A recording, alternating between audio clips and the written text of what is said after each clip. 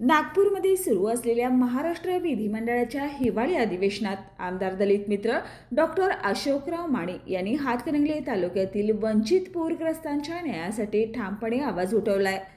2019च्या निकषाप्रमाणे पूरग्रस्तांना सानुग्रह अनुदान मिळावं, तसेच महापुरामुळे शेतीचं मोठं नुकसान झालेल्या शेतकऱ्यांना तात्काळ नुकसान भरपाई दिली जावी, यासाठी सुरू असलेल्या आमरण उपोषणाची विधिमंडळात ठळकपणे दखल घेतली।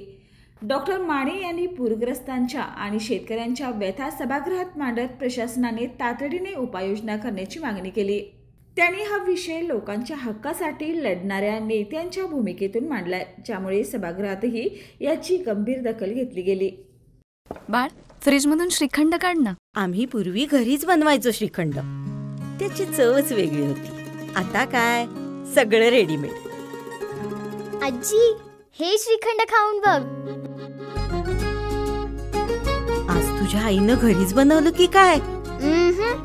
हे आहे गोकुळचं श्रीखंड। अगदी जिभेवर रेंगाळणार। जिभेवरच नाही तर मनावरही रेंगाळणार। गोकुळ श्रीखंड, मनावर रेंगाळणार।